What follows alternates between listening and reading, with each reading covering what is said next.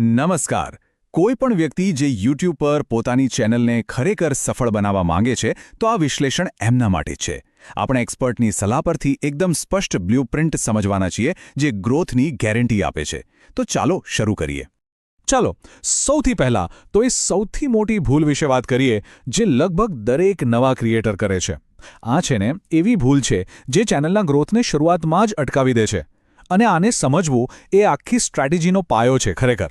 તો સવાલ એ જ છે કે આખરે નવા ક્રિએટર્સ એવી તો કઈ મોટી ભૂલ કરે છે? આ સવાલનો જવાબ જ કદાચ સફળતાનો રસ્તો ખોલી શકે છે. જુઓ, સૌથી મોટી ભૂલ છે દરેક વિષય પર કન્ટેન્ટ બનાવવાનો પ્રયત્ન કરવો. મતલબ આજે કુકિંગનો વિડિયો તો કાલે ટેકનોલોજીનો. આ ખોટો રસ્તો છે. સાચી સ્ટ્રેટેજી શું છે? કોઈ એક જ વિષય પસંદ કરવો અને બસ એને જ વળગી રહેવું. આનાથી જ ઓડિયન્સના મનમાં એક ચોક્કસ ઓળખ બને છે. તો પેલી મોટી ભૂલનો ઉપાય શું?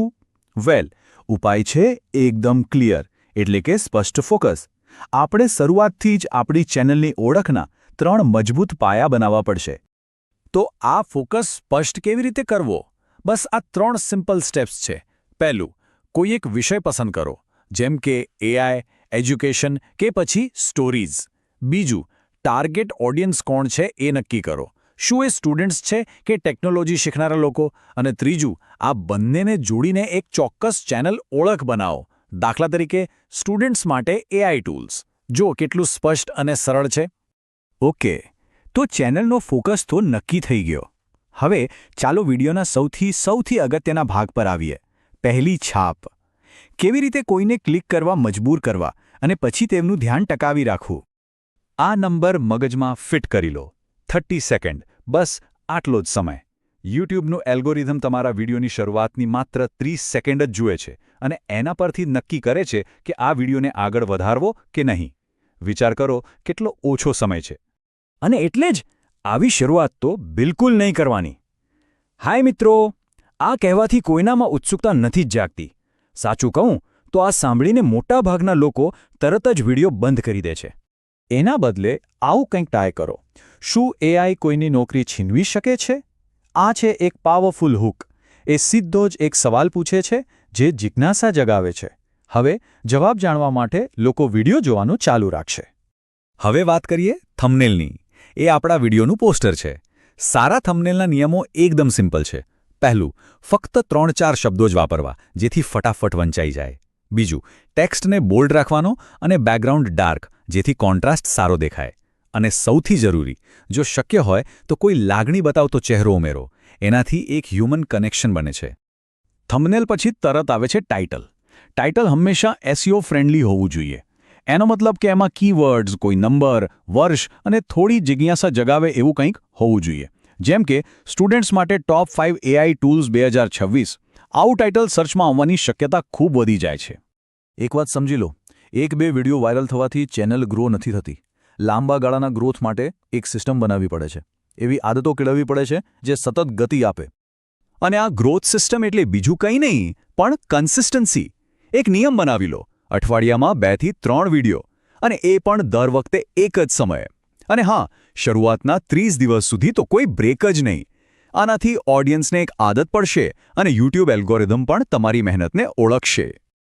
આજકાલ શોર્ટ્સ ગ્રોથ માટે એક જબરદસ્ત હથિયાર છે. સ્ટ્રેટેજી એકદમ સહેલી છે. પહેલાં એક લાંબો વિડીયો બનાવો, પછી એમાંથી જ 2 મસ્ત શોર્ટ્સ કાપો. ધ્યાન રાખવાનું કે દરેક શોર્ટમાં હૂક મજબૂત હોય. અને છેલ્લે કહી દેવાનું કે આખો વિડીયો ચેનલ પર છે. બસ આટલું કરવાથી નવા ઓડિયન્સ મળવાનું શરૂ થઈ જશે. યાદ રાખજો, સબસ્ક્રાઇબર્સ ફક્ત વિડીયો જોવા નથી માંગતા. તેઓ એક કમ્યુનિટીનો ભાગ બનવા માંગે છે. એટલે દરેક સારી કોમેન્ટનો જવાબ આપો, વિડીયોમાં સવાલો પૂછો, કમ્યુનિટી પોલ્સ અને પોસ્ટ્સનો ઉપયોગ કરો. આનાથી લોકોને લાગશે કે તેઓ તમારા માટે ખરેખર મહત્વના છે. ચાલો હવે થોડી ટેકનિકલ વાત કરીએ, પણ એકદમ સહેલી રીતે. YouTube સ્ટુડિયો ફક્ત વ્યૂઝ ગણવા માટે નથી. એ એક એવું સાધન છે જે વધુ સ્માર્ટ નિર્ણયો લેવામાં મદદ કરે છે. આ એક આંકડો ખાસ નોંધી લો, 6%. આ છે CTR એટલે કે ક્લિક થ્રુ રેટ માટેનો ગોલ્ડન નંબર.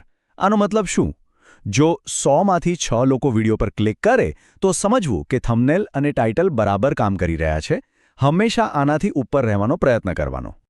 CTR સિવાય બીજી 2 વસ્તુઓ છે જેના ઉપર એલ્ગોરિધમનું ખાસ ધ્યાન હોય છે. વોચ ટાઈમ અને રિટેન્શન, એટલે કે લોકો કેટલો સમય વિડિયો જુએ છે.